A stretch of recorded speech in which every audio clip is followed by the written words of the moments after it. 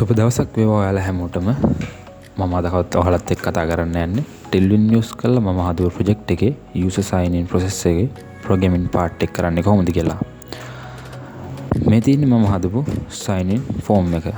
අපි මුලින්ම බලමු sign in button එක click කරලා. details නැතුව sign in button එක click කරාම අපිට මේ message එකක් එනවා. අපි දැන් බලමු data ටික add කරලා. මුලින්ම email එක. දැන් password එක. පාස්වර්ඩ් එක ඊමේල් එක හරියටම දාගත්තාට පස්සේ sign in button එක ක්ලික් කරාම successful කියලා message එකත් එක්ක තප්පර දෙකක් වගේ කාලයක් ඇතුළත home PHP එකට අපිව load වෙනවා.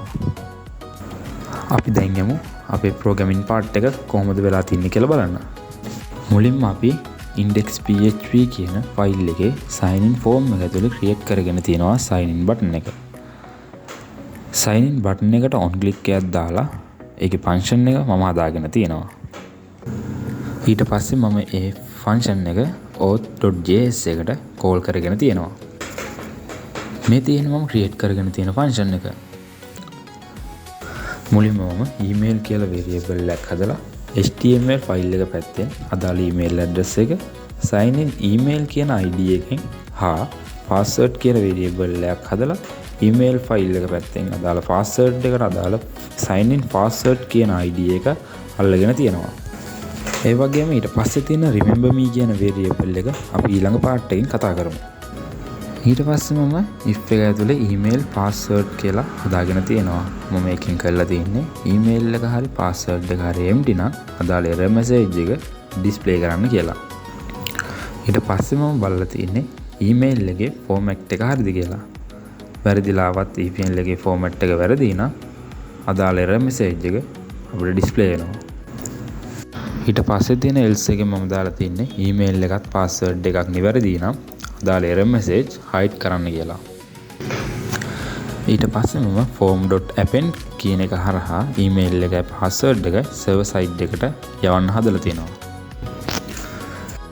ඊට පස්සේ මම දාලා තින්නේ response එක success නම් red color එකකින් තියෙන error message එක අයින් වෙලා green color එකෙන් login successful කියලා display වෙන විදිහට.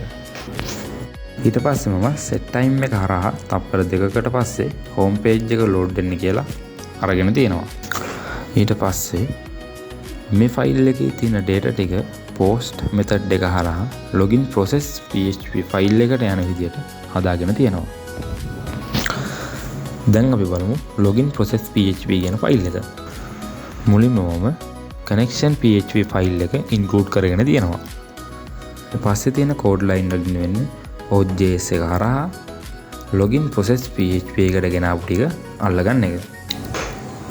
ඊට පස්සේ මම if එකක් දාලා බලලා තිනවා අපේ email එක empty ද කියලා.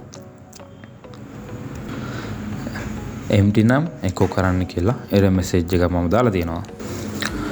ඊට පස්සේ තියෙන code line දෙකෙන් මම අරගෙන තින්නේ email එකේ format එක හා password එක නිවැරදිද කියලා බලන්න.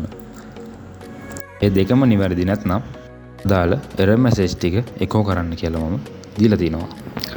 ඊට පස්සේ මම search query එකක් දාලා බලලා තිනවා අපි entry කරපු data ටිකට අදාළව user කෙනෙක් දැනටමත් log වෙලා ඉන්නවාද කියලා. ඊට පස්සේ අදාළ data ටික ගැලවෙනවා නම් පල්ලෙහාන් success කියලා echo කරන්න කියලා මම පල්ලෙමින්ම දාලා දිනවා. ඊට පස්සේ මම දාලා තින්නේ password එක හා email එක වැරදි නම් echo කරන්න කියලා අදාළ error message ටික.